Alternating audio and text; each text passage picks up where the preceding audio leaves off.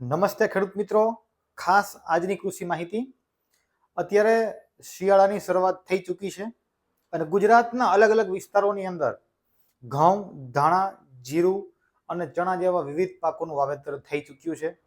તો આ શિયાળાની અંદર વવાતા પાકો જેવા કે ઘઉં, ધાણા, જીરું, ચણાના પાકની અંદર કઈ કઈ નિંદામણનાશક દવાનો આપણે ઉપયોગ કરી શકીએ, કેટલા પ્રમાણમાં કરી શકીએ અને કેટલા દિવસ પછી આપણે કરી શકીએ, આ વિષય ઉપર આજે આપણે ચર્ચા કરીશું.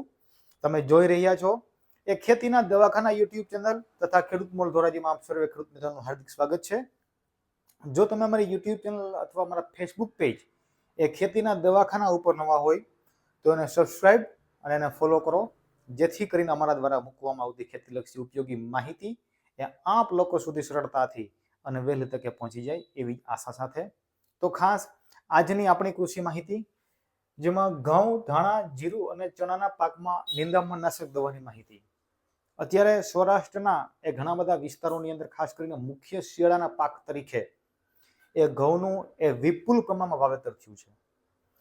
તો જે વિસ્તારોની અંદર અથવા તો જે ઘઉંના ખેતરની અંદર આપ લોકોને પોળા પાનવાળું જો નિંદામણ ઉગતું હોય તો એના માટે મેટ સલ્ફ્યુરાન મિથાઇલ 20% WG એક પંપની અંદર તમે 1 ગ્રામ લખી નાખીને ઉપયોગ કરશો તો ઘઉંના પાકની અંદર ઉગતું જે પોળા પાનવાળું જે નિંદામણ છે એની અંદર આપણને સારામાં સારું પરિણામ મળશે.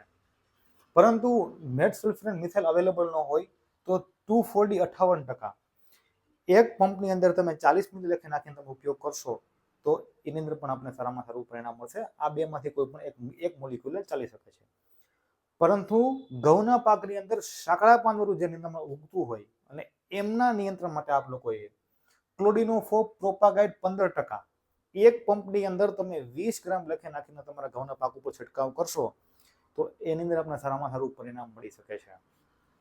આ તમામ દવા એ ઘઉંના વાવેતર પછી એ 22 થી 25 દિવસ પછી તમે આનો ઉપયોગ કરી શકો છો.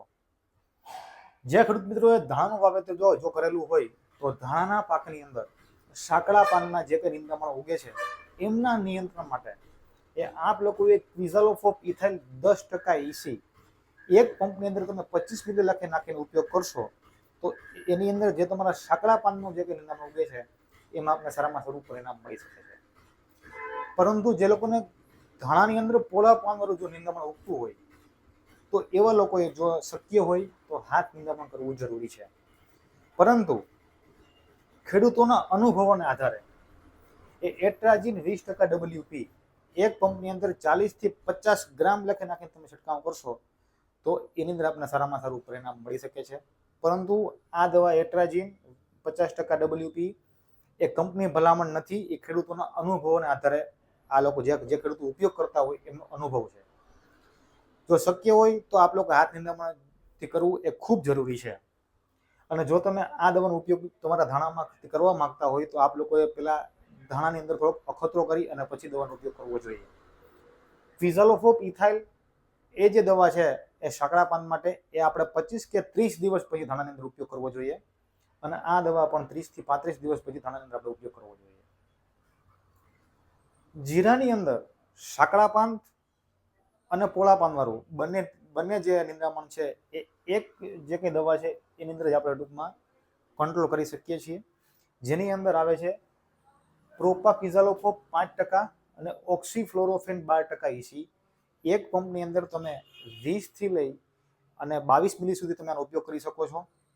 ખાસ કરીને તમારું જે કંઈ જીરું છે એ 25 દિવસની આસપાસનું થાય ત્યારે તમારે આ દવાનો ઉપયોગ કરવાનો છે. આ દવા એ બ્રાન્ડ નેમ તરીકે અદામા કંપનીમાં એ ડેકલ નામથી આવે છે. તેમજ ચણાની અંદર ટેપ્રો મેઝોન નામની જે મોલિક્યુલ આવે છે એક પંપની અંદર તમે 1.5 ગ્રામ લખી નાખીને તમે ઉપયોગ કરશો તો ચણાના પાકને આપણે સારામાં સારું નિંદામણ નિયંત્રણ જોવા મળશે. 20 દિવસની આસપાસના આપણા ચણા થાય ત્યારે આ દવાનો આપણે ઉપયોગ કરવાનો રહેતો હોય છે.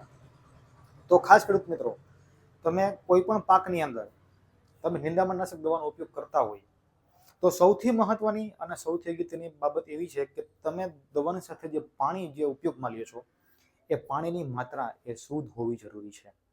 જો પાણીની માત્રા શુદ્ધ ન હોય તો આપના પરિણામ એ વધતા ઓછા પ્રમાણમાં મળી શકે છે.